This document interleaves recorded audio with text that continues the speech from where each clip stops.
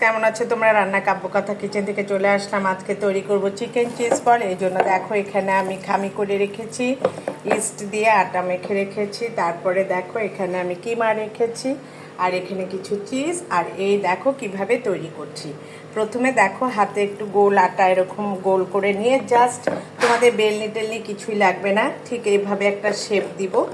দিয়ে এখানে দিয়ে দিব এই যে কিমা কিমা আর খুব চট জলদি তৈরি হয়ে যাবে। দেখো এটা একদম বেলনি টেলনি কিছুই লাগবে না। দেখো এটাকে আমি কিভাবে করছি, ফোল্ড করছি, তোমাদেরকে দেখাচ্ছি। এই যে জাস্ট এভাবে দিয়েছি, দেখো এভাবে কোনো রকম লম্বা একটা শেপ দিয়েছি।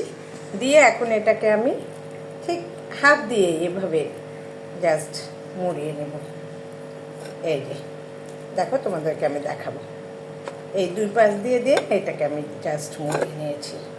এই যে তোমাদের ইচ্ছে মতো তোমরা শেপ দিতে পারো, বেলনার কোনো ঝামেলা নাই, কিছু নেই, শেপ দিবে। দিয়ে এটাকে এখন আমি ছেড়ে দিব। অলরেডি একটা আমি দিয়ে দিয়েছি, ওটা তৈরি হচ্ছে। এই যে অলরেডি এটা হয়ে গিয়েছে। এইটা দেখো, দেখেছো কি সুন্দর কালার হয়েছে।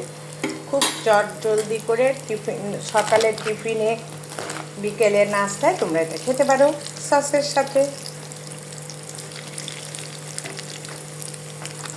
এই যে একটা ভাজতে দিয়েছি, আর এটাকে এখন আমি তুলে নেব। তুলে তো চাকু দিয়ে কেটে নেবে। এই যে, আর এটা তোমাদের মতো শেপ দিয়ে নেবে, গোল দিতে পারো, তোমাদের ইচ্ছা। দেখো এটা কত সুন্দর হয়েছে। এটাকে এখন আমি চাকু দিয়ে কেটে নেব।